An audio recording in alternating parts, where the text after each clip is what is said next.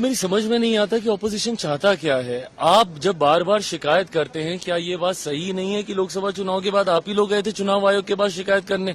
महाराष्ट्र चुनाव को अभी तक ये लोग गिनाते रहते हैं कि किस तरीके से वहां पे वोटर लिस्ट के साथ धांधली की गई, ड्यूप्लीकेसी ऑफ द वोट का बार बार ये लोग जिक्र करते हैं।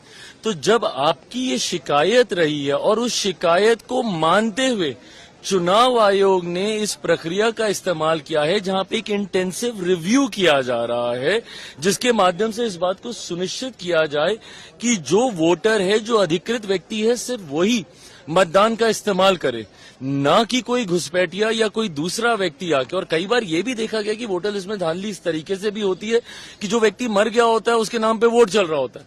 तो इन सारी चीजों को रेक्टिफाई करने के लिए ये रिव्यू जरूरी है। और ऐसा तो नहीं है कि पहली बार ये किया जा रहा है, आजादी के बाद 4 बार ये हो चुका है। और जब इससे पहले भी हुआ था, उस प्रक्रिया में और आज की प्रक्रिया में क्या नई चीज जुड़ी है, ये विपक्ष बता दे।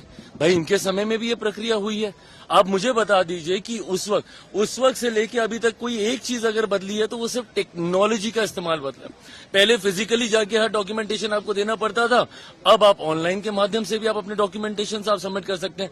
उसके बाद भी अगर आपको कहीं पे लगता है कि भैया कुछ गलत हुआ है, तो आप 3 बार आप अपील आप उसमें दाखिल कर सकते हैं। बट उसके बावजूद इसको लेकर एक ये माहौल तैयार करना, हकीकत ये है विपक्ष जानता है कि भैया चुनाव वो बिहार में जीतेंगे है नहीं, बंगाल में भी इन लोग के हालात ठीक नहीं है। तो पहले ईवीएम पे ठीकरा फोड़ा जाता था, अब वोटर लिस्ट को एक बहाना बनाया जा रहा है।